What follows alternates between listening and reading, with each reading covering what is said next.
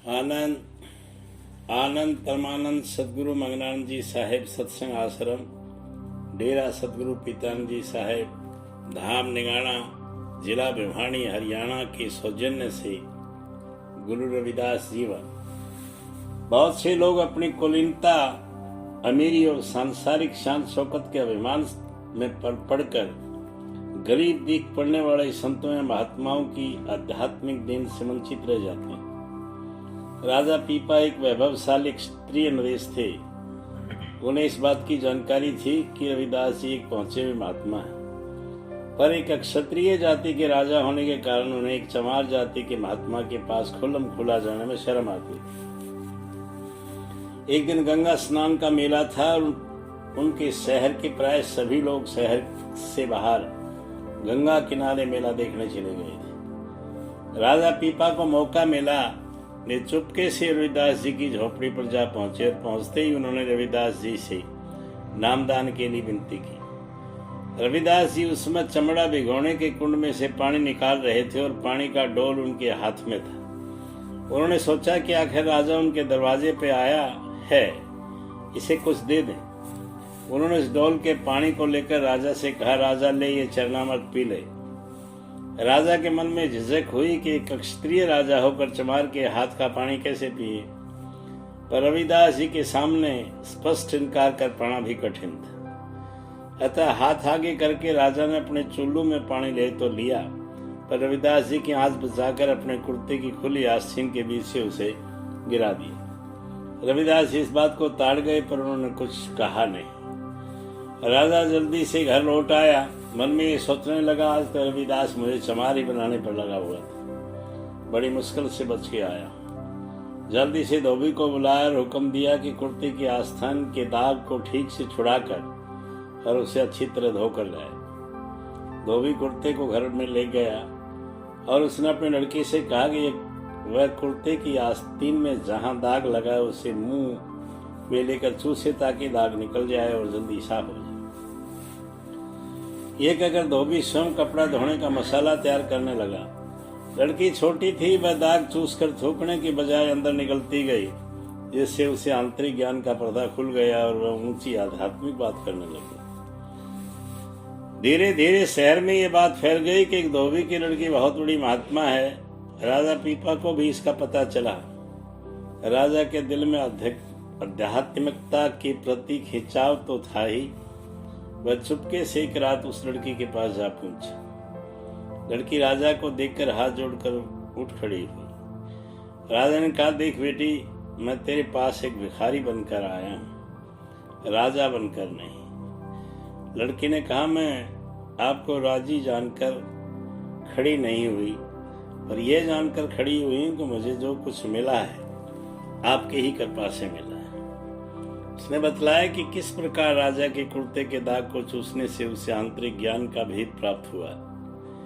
यह सुनकर राजा को समझ आई और वह अपने को कोसने लगा कि धैर्य है मेरे क्षत्रिय होने को, धैर्य है मेरे राजा होने को, धैर्य है मेरी लोक लाज को, और धैर्य है ये जाति पाति के भेदभाव को, जिसके कारण मैं परमार्थ से खाली रह गया। अब किसी बात की परवाह न कर वह सीधे रविदास जी की झोपड़ी में पहुंचा। रविदास जी से उसने विनती की, गुरुदेव वही चरणामृत फिर बख्शें। पर संत की मौज व अनोखा अवसर राजा के हाथ से निकल चुका था। रविदास जी ने फिर भी कृपापूर्वक कहा, जब तू पहली बार आया तो मैंने सोचा कि तू क्षत्रिय राजा होकर मुझे चमार के घर आया है, तुझे वह चीज दे जो भी नष्ट न हो कभी। वह कुंड का पानी नहीं था, अमृत था, सचखंड से आया था। मैंने कहा, मैं रोज पीता हूँ, आज राजा भी पी ले, लेकिन तूने उसे चमड़े का पानी समझा और गणना करके उसे कुर्ते में गिरा दिया। धोबी की लड़की ने कुर्ते के दाग चूसे और वह महात्मा बन गई। अब मैं तुझे नाम की दीक्षा दूंगा, कमाई करके इस दौलत को प्रकट कर देना। इस घटना से स्पष्ट पता चलता है कि जाति पाति और धन दौलत का अभिमान नाम दान प्राप्त करने और प्रभु भक्ति की ओर प्रवृत्त होने में इतना बाधक सिद्ध होता है। इस संबंध में रविदास जी ने अपनी भावना इस प्रकार प्रकट, भक्ति ऐसी सुन रे भाई, आई भक्ति तो गई बढ़ाई, कह रविदास तेरी भक्ति दूर है, भाग बड़े सो पावे, तज अभिमान मेटी आपा पर, पिपलक है चुनी खावे। वाणी 18। तुझ ही सूझता कुछ नाही, पहिरावा देख उभी जाही, गर्भवती का नाही ठाऊ, तेरी गर्दनी ऊपर लटकाऊ। साधु की जऊ लही ओठ, तेरे मिट ही पाप सब कोटि कोटि। कह रविदास जो जपै नामू, तिसु जाति न जन्मू न जोनी कागू। श्री आदि ग्रंथ पृष्ठ 1196, वाणी 120। प्रियादास कृत भक्ति रस बौधिनी नामक भक्तमाल की टीका में ये उल्लेख है कि चित्तौड़ की एक झाली रानी रविदास जी के पास आकर उनकी शिक्षा बन गई। बसत चितौर माज रानी, एक झाली नाम, नाम बिन काया खाली, आनी शिष्य वही है। भक्ति रस बौधिनी पृष्ठ 71। ये झाली रानी कौन थी, इसका निश्चित पता नहीं चलता। कर्नल जेम्स टॉड के अनुसार वह राणा रायमल के पिता राणा कुंभा की रानी थी। Colonel James Tod, annals and antiquities of Rajasthan, Oxford 1920। किंतु बड़वा देवी दीन की बही के लोकानुसार राणा रायमल की 11 रानियों में 2 झाला राजवंश की थी। एक थी झाला राजधर की पुत्री रतन कंवर और दूसरी थी झाला भान की पुत्री मेहताब कंवर। झाला राजधर की पुत्री रतन कंवर ही राणा संग्राम सिंह, जिनका प्रचलित नाम राणा सांगा है और जो मीराबाई के ससुर थे, की माता थी। संभवतः उन्होंने ही बनारस आकर रविदास जी से दीक्षा ली थी और उन्हीं का उल्लेख झाली रानी के नाम से हुआ। हर विलास शारदा कृत महाराणा सांगा, अजमेर 1918, पृष्ठ 12-13। इस बात का कहीं उल्लेख नहीं मिलता कि वे कब तक जीवित रहे। संभवतः वे 1516 ईस्वी में अपने पोते भोजराज के मीरा से विवाह होने के समय जीवित रही हैं। कुछ अन्य विद्वान ये भी मानते हैं कि झाला रानी राणा संग्राम सिंह की पत्नी थी। परशुराम चतुर्वेदी, उत्तरी भारत की संत परंपरा, इलाहाबाद, विक्रमी संवत 2020, पृष्ठ 243। कुछ अन्य विद्वान ये मानते हैं कि झाला रानी संग्राम सिंह की पत्नी थी तथा कुछ का कहना कि वह राणा संग्राम सिंह के सबसे छोटे पुत्र राणा उदय सिंह की पत्नी थी।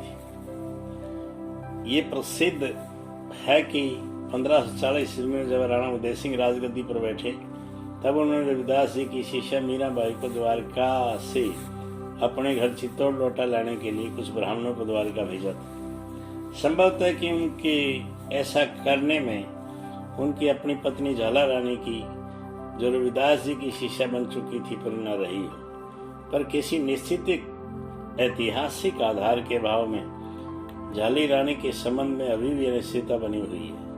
स्पष्ट है कि इस संबंध में और अधिक खोज की आवश्यकता है। इस झाला रानी संबंधित एक कथा प्रचलित है। कहा जाता है कि इस झाली रानी के निमंत्रण पर रविदास जी तोड़ गए और वहां पर बड़ी भाव भक्ति से उनका स्वागत हुआ।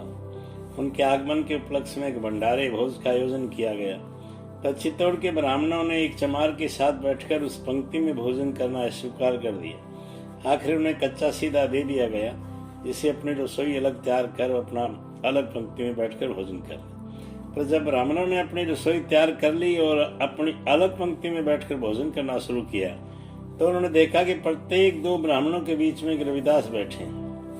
इस कौतुक को देखकर ब्राह्मण अत्यंत विस्मित और लज्जित हुए तथा उन्हें अपनी जाति अभिमान की व्यवस्था का बोध हुआ। इस संदर्भ में यह भी कहा जाता है कि युगोपवीत पहनने का अभिमान करने वाले इन ब्राह्मणों को रविदास जी ने अपनी त्वचा के अंदर से स्वर्ण जैसा चमचमाता हुआ एक दिव्य यज्ञोपवीत आंतरिक प्रकाश दिखलाया, जिसकी चकाचौंध में कुछ क्षणों के लिए ब्राह्मणों की आंखें तिलमिलाकर बंद हो गई। रविदास जी के पार्थिव शरीर का ही अंतिम दर्शन था। इसके बाद फिर किसी ने उन्हें नहीं देखा। वह केवल अपना चरण चिन्ह छोड़कर, जो परंपरा के अनुसार स्मारक के रूप में आज भी चित्तौड़ में सुरक्षित है, सदा के लिए संसार से विलीन हो गए। अनंतदास के शब्दों में, हरि सागर में बूंद समानी, कौन जाने कहाँ से रानी। परंतु कुछ विद्वान इस कथा का महत्व नहीं देते। उनके अनुसार रविदास जी ने अपने जीवन का अंतिम वर्ष बनारस में ही बिताया। उनका शरीरांत 1540 ईस्वी में 126 वर्ष की अवस्था में बनारस में ही स्वाभाविक रूप में हुआ।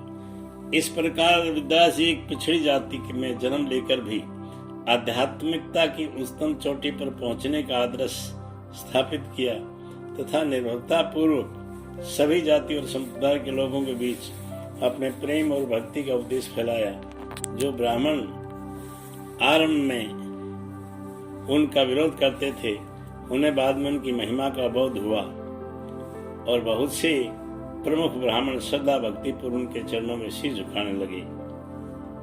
जैसा कि रविदास जी ने स्वयं कहा है, मेरी जाति कुटुंब भांडला ढोर ढोता न तही बनारसी आशा पासा, अब विप्र प्रधान ते ही करही, दंड तो तेरे नाम सरनाई रविदासा दासु दासा।